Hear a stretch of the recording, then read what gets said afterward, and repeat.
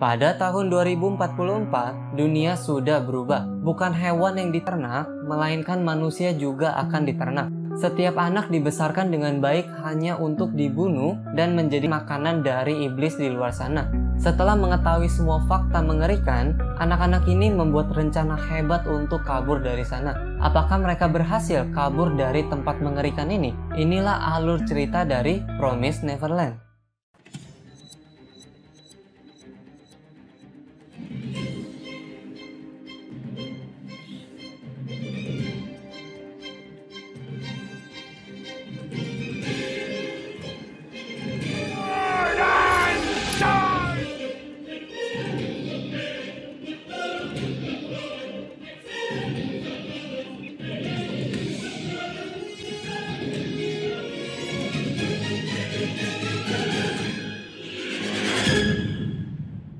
Film dimulai dengan memperlihatkan semua anak-anak yang sangat ceria di pagi hari. Mereka hidup di panti asuhan yang bernama Gracefield. Terlihat 3 anak yang paling besar, mereka bernama Emma, Ray, dan Norman. Selain yang paling besar, mereka juga anak yang jenius dan mendapatkan nilai sempurna di ujiannya. Mereka menghadapi ujian setiap hari untuk melatih kecerdasan mereka. Di sana juga ada yang mengurus mereka. Dia biasa dipanggil Mama Isabella. Dia sangat disayangi oleh semua anak-anaknya, dan semua anak perempuan ingin menjadi sepertinya. Semua yang berada di rumah ini sudah seperti keluarga. Hidup mereka hanya dipenuhi dengan main-main dan belajar saja. Tetapi, mereka juga ada peraturan, yaitu tidak boleh bermain di luar dari pagar ini. Mereka tidak selamanya tinggal di rumah ini. Salah satu dari mereka akan diadopsi oleh orang tua angkat dan hidup di dunia luar. Kali ini adalah giliran anak bernama Connie. Di sana terlihat ada boneka kesayangan Connie yang tertinggal. Ray pun menyarankan Emma dan Norman untuk pergi mengantarkannya. Emma dan Norman mencoba untuk mencari Connie di pintu gerbang. Tetapi mereka dikejutkan oleh Connie yang telah mati dengan bunga tertancap di badannya. Lalu terdengar suara dari kejauhan. Emma dan Norman pun bersembunyi di bawah mobil. Para iblis pun datang dan mengangkat Connie yang sudah meninggal itu. Parahnya, Mama Isabella juga berada di sana dan berbincang-bincang dengan para iblis. Di sanalah terdengar fakta bahwa mereka dibesarkan hanya untuk dimakan. Bagian yang paling lezat untuk disantap adalah otak dari anak yang pintar. Tiba-tiba, salah satu iblis ini mencium ada bau manusia di sana. Dia pun mengecek ke bawah mobil. Untungnya, Emma dan Norman sudah pergi, tetapi mereka meninggalkan boneka yang membuat kecurigaan dari Isabella. Emma dan Norman masih tidak percaya tentang semua ini. Dari sanalah, mereka memutuskan untuk pergi dari tempat ini. Keesokan harinya, Norman dan Emma tetap mencoba untuk menjaga ketenangan, seakan-akan tidak ada yang terjadi. Mereka juga sadar bahwa pagar ini bukanlah pelindung mereka, tetapi malah memerangkap mereka di sini.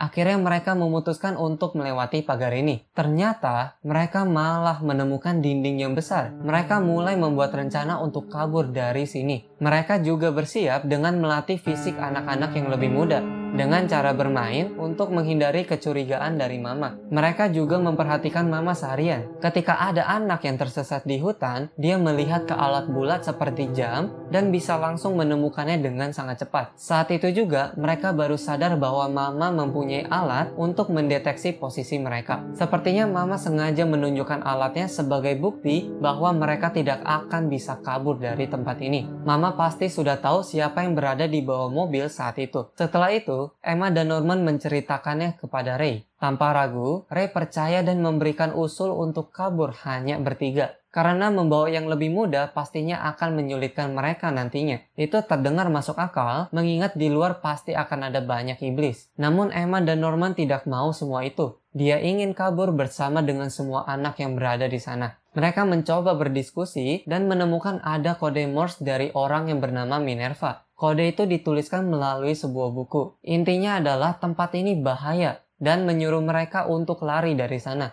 Mereka percaya Minerva akan menjadi penolong mereka di luar sana nanti. Keesokan harinya, ada suster baru bernama Kron. Ini dibuat untuk mengawasi ketiga anak pintar ini. Bukannya mengawasi, Kron malah berusaha mendekati anak-anak dengan ikut bermain. Kron ingin mencari bukti bahwa anak-anak telah mengetahui rahasia besar. dengan tujuan untuk bisa mengambil alih posisi Mama Isabella. Setelah beberapa hari, Mama Isabella tidak menunjukkan gerak-gerik apapun. Norman mulai mencurigai bahwa ada yang menjadi mata-mata suruhan Mama di antara mereka. Untuk memeriksa itu, mereka mulai dari anak yang sudah besar, bernama Don dan Gilda. Tentu mereka sempat tidak percaya, tetapi Emma tidak mungkin bohong untuk hal seperti ini. Saat itu juga, Norman sengaja memberikan perangkap kepada mereka. Dia memberitahu lokasi tali untuk kabur yang berada di bawah kasur Norman kepada Don dan berada di langit-langit kamar mandi kepada Gilda. Tali yang hilanglah yang membuktikan salah satu mereka adalah mata-matanya. Ternyata benar dugaan Norman. Terlihat bahwa ada anak yang menyelipkan tulisan ke Mama Isabella mengenai tali untuk memanjat dinding itu. Telah diketahui bahwa tali yang hilang adalah di bawah tempat tidur Norman. Dengan cerdiknya, Norman akhirnya tahu bahwa ternyata Ray yang menjadi mata-mata karena dia sebenarnya memberitahu keberadaan tali kepada Don dan Gilda di lokasi yang berbeda. Hanya Ray dan Emma yang mengetahui lokasi di bawah tempat tidur Norman. Sedangkan Emma terlalu polos untuk menjadi mata-mata dari Mama. Jadi, dia sebenarnya membuat perangkap untuk Don, Gilda, dan Ray. Ray tidak menyangkalnya. Ternyata sejak kecil, Ray sudah mengetahui fakta tentang peternakan anak di Gracefield dan menawarkan diri untuk menjadi bawahan dari Mama Isabella. Hal itu dilakukan demi mendapatkan beberapa alat dari luar gerbang. Dari alat itu, Ray diam-diam mencoba untuk membuat alat yang bisa menghancurkan chip dari tubuh mereka. Pastinya Ray mengalami waktu yang sulit untuk menahan semua faktanya sendirian selama ini. Ternyata waktu itu Ray jugalah yang sengaja membuat Emma dan Norman pergi mengantarkan boneka Connie agar mereka tahu faktanya. Tanpa buang waktu, mereka mulai menyusun rencana. Ray akan mengalihkan perhatian Mama. Lalu Norman dan Emma akan mencoba memanjat dinding besar untuk melihat apa sih yang berada di belakangnya. Tetapi rencana itu malah terdengar oleh Kron. Kron menawarkan kerjasama untuk membantu mereka kabur, sehingga Mama Isabella akan dihukum mati akibat kerjanya yang tidak beres. Setelah itu, dia akan menjadi satu-satunya Mama di tempat ini. Kron juga menawarkan informasi tentang dunia ini dan mengajak mereka datang ke kamarnya malam itu. Akhirnya mereka pergi ke sana untuk informasi. Ternyata dunia sudah terbagi menjadi dua, yaitu setengah untuk manusia dan setengah untuk iblis. Manusia menyisakan beberapa anak yang menjadi peternakan untuk makanan dari iblis. Sisanya hidup di dunia yang lain dengan damai. Di sana Norman juga memastikan di mana chip pendeteksi mereka berada. Dan ternyata benar dugaan Norman karena ada sesuatu yang menjanggal di telinga mereka. Setelah itu, mereka terlihat tenang dan langsung izin pergi. Di situ Kron menyadari bahwa mereka sebenarnya sudah tahu tentang itu dan sudah tahu cara menghancurkannya. Malam itu juga, Ray memberikan informasi kepada Mama tentang Norman yang ingin membunuhnya dan tentang Kron yang ingin mengambil posisinya. Ray mendapatkan kamera sebagai hadiah dengan alasan untuk membuat kenang-kenangan. Padahal dia hanya membutuhkan komponen dari kamera itu untuk menyelesaikan alat penghancur chipnya. Saat itu, Kron pun mulai mencari bukti di kamar Emma. Dia memeriksa berbagai tempat. Gilda sedang mengawasinya dan memberitahu Emma dan yang lainnya bahwa Kron telah selesai memeriksa kamar, sehingga mereka menyembunyikan alat tersebut di kamar Emma. Sungguh pintar anak-anak ini. Kron pun tidak kalah pintar. Dia tahu trik anak-anak ini dan kembali mengecek kamar lagi. Emma dan yang lainnya kaget setengah mati melihat Kron. Untungnya ada Isabella yang muncul dan memberikan surat kepada Kron. Di sana tertulis, Kron segera dipindahkan di tempat lain saat itu juga karena informasi dari Ray semalam. Sebelum pergi, Kron pun meninggalkan pen yang masih belum diketahui fungsinya. Sesampai di gerbang, dia pun dengan semangat menceritakan bahwa ada masalah di ladang Mama Isabella. Anak-anak mengetahui rahasia dunia dan akan sangat bahaya. Tetapi, wanita yang dipanggil Grandma tidak masalah dengan semua itu. Karena dulu Isabella juga mengetahui fakta tersebut sejak kecil. Isabella adalah orang yang pintar dan kesayangan dari Grandma. Tiba-tiba iblis datang dan Kron malah menjadi santapan iblis saat itu juga. Entah apa yang dilaporkan oleh Isabella. Keesokan harinya, rencana dijalankan. Ray mencoba mengalihkan perhatian Mama agar Emma dan Norman bisa mencari tahu tentang luar dinding tersebut. Ray mengantarkan Mama untuk melihat persiapan pembunuhan Norman.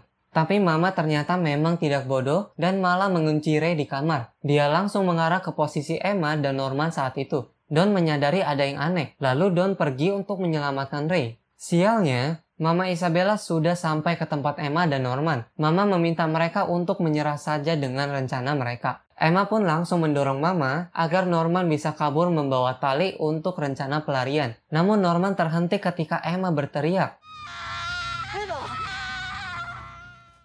Ternyata Mama tega mematahkan kaki dari Emma. Di sana juga, Mama memberitahu informasi mendadak ke semua bahwa Norman akan segera menjadi santapan iblis besok hari. Norman dan yang lainnya hanya bisa terdiam mendengar berita itu. Walaupun pintar, Norman tetap memiliki rasa takut. Apalagi, sekarang Emma sudah tidak bisa berlari lagi. Kabur adalah hal yang mustahil. Maka, Norman haruslah kabur sendirian sebelum waktunya tiba. Tapi Norman malah khawatir Mama Isabella akan mengadopsi Emma atau Ray sebagai penggantinya. Dengan bujukan dari Emma dan Ray, Norman akhirnya mengeluarkan sisi takutnya dan berjanji akan pergi bersama-sama dan keluar dari tempat itu. Mereka memutuskan bahwa Norman akan tetap kabur dulu sendirian dan menghancurkan chip di telinga dengan alat Ray, sambil menunggu kaki Emma sampai sembuh. Besok harinya, Norman akhirnya mencoba kabur dengan memanjat dinding tersebut. Tapi, putus asa kembali melanda. Ternyata yang ada di belakang dinding tersebut adalah jurang yang besar, yang tidak mungkin dilompati. Sehingga Norman terpaksa kembali lagi. Mereka kaget, sedih, ditambah dengan marah. Walaupun begitu, Norman tidak menyia-nyiakan kesempatan itu. Dia mempelajari bentuk dari dinding tersebut dan menjelaskannya kepada Emma dan Ray. Emma dan Ray tidak tahu harus berkata apa lagi. Norman juga sebenarnya takut, tetapi tak ada jalan lain lagi. Waktu Norman pun telah tiba. Semua yang mengetahui fakta tentang rumah ini sangat sedih. Emma dengan cerobohnya ingin menghancurkan chip di telinga Norman, lalu menyuruhnya kabur. Namun Norman mendorong Emma hingga terjatuh. Emma masih tetap bersikeras. Dia tahu bahwa Norman tetap ingin hidup, tetapi memang tidak ada yang bisa dilakukan lagi. Norman pun akhirnya pergi dari rumah itu. Bahkan, Ray tidak mengucapkan sepatah kata pun saat Norman pergi. Di gerbang, Norman bertemu dengan seorang pria misterius yang dia kira adalah Minerva. Ternyata bukan. Di sana, dia mengetahui fakta bahwa Minerva sudah hilang tanpa kabar. Padahal Minerva yang menjadi petunjuk mereka dan diharap dia bisa menjadi penolong mereka di luar ladang ini. Putus asa kembali melanda. Emma dan Ray pun murung dan tidak melakukan apa-apa selama berbulan-bulan. 2 bulan berlalu dengan cepat. Sekarang sudah bulan Januari. 1 hari lagi adalah giliran Ray yang menjadi santapan dari iblis. Emma menghampiri Ray yang akan dimakan besok. Ternyata, Ray dan Emma tidak menyerah selama ini. Mereka melaksanakan rencana mereka secara diam-diam. Emma meminta Don dan Gilda untuk melakukan persiapan makanan, dan anak-anak juga sudah dilatih fisiknya selama 2 bulan ini. Ray juga sudah siap menjalankan rencananya, dan menyiapkan bensin untuk membakar rumah malam itu juga. Tapi, Ray malah menyiram bensin kepada dirinya sendiri. Hal itu ternyata dilakukan karena Ray memiliki otak yang cerdas, dan besok adalah gilirannya. Sehingga Mama pasti berusaha memadamkan api, dan tidak mengejar anak-anak lainnya. Ray juga lebih baik mati daripada menjadi makanan iblis. Ray langsung menyalakan api dan menjatuhkannya. Seketika api membesar, Emma hanya bisa menangis di sana. Mama pun datang dan mengecek alatnya, dan ternyata benar, Ray berada tepat di depannya. Mama pun berusaha memadamkan api di sana untuk menolong Ray. Tetapi, api tak kunjung padam. Setelah dia melihat ke belakang, Emma menghilang. Di sana Mama sadar bahwa ini adalah rencana pelarian. Nah, sekarang kita lihat di sana ada Ray yang masih linglung sambil memegang telinganya. Emma dengan tersenyum mengajak Ray pergi dari sana. Ternyata, Emma tidak membiarkan Ray bunuh diri saat itu. Emma menangkap api itu dengan tangan kosongnya. Mereka juga menaruh baju dan menghancurkan chip posisi Ray di sana. Emma pun memulai aksi rencananya dan semua berjalan dengan baik. Norman yang jenius sudah tahu dan menyadari semua hal ini akan terjadi. Norman memberi semua petunjuk dan rencananya lewat surat khusus kepada Emma. Norman sadar bahwa selama ini Ray hanya bilang Emma dan Norman harus kabur tanpa pernah menghitung dirinya dalam rencana. Ditambah dengan bensin yang dia sembunyikan. Emma yang berpura-pura untuk pasrah selama 2 bulan juga adalah rencana dari Norman agar Mama tidak terlalu waspada. Tetapi, rencana itu memutuskan bahwa mereka meninggalkan anak di bawah 4 tahun karena umur 6 tahun adalah umur minimal untuk diadopsi. Phil yang berusia 4 tahun bilang kalau dia akan menunggu Emma selama 2 tahun ini. Tentu Mama tidak membiarkan ini semua terjadi begitu saja. Phil di sana berusaha menahan Mama sebentar, tapi Phil dan yang lainnya gagal. Mama tetap saja pergi mengejar mereka. Isabella pun lari mengejar mereka. Dia juga menginformasikan bahwa ada pelarian di sana. Alarm pun berbunyi dan para iblis berjaga di gerbang.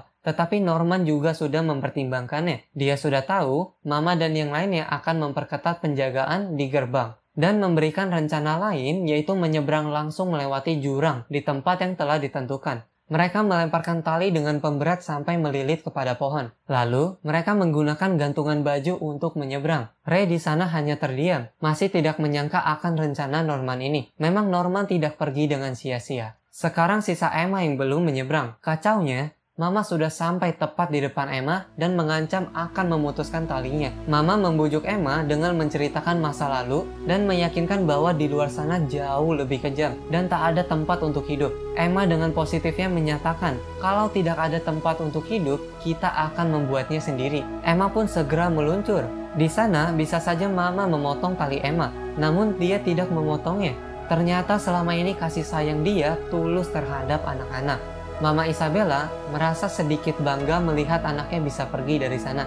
Akhirnya Mama Isabella tertinggal sendiri lagi dengan pemandangan yang dia lihat saat dia kecil. Dia juga pernah ingin kabur dari sana, namun menyerah melihat keadaan yang tidak mungkin. Dia berharap anak-anak itu bisa hidup di luar sana dengan baik. Akhirnya Mama Isabella terpaksa harus menghadap hukuman karena dia telah gagal menjaga anak-anaknya. Kita dikejutkan lagi bahwa Ray ternyata adalah anak Mama Isabella dari kekasihnya yang dulu. Ray tidak tahu tentang semua hal itu, hanya Isabella yang tahu faktanya. Setelah kabur, Emma mengeluarkan pen dari Norman yang ternyata adalah pesan dari Minerva. Mereka melanjutkan perjalanan ke dunia luar yang tidak pasti, tanpa tahu bahwa Minerva sudah lama menghilang tanpa jejak. Tapi ini barulah awal dari perjalanan mereka. Bagaimana perjalanan mereka setelah ini? Tunggulah season kedua dari Promise Neverland. Masih banyak video lainnya di Hexaverse Studio. Sampai jumpa di video selanjutnya. Bye-bye.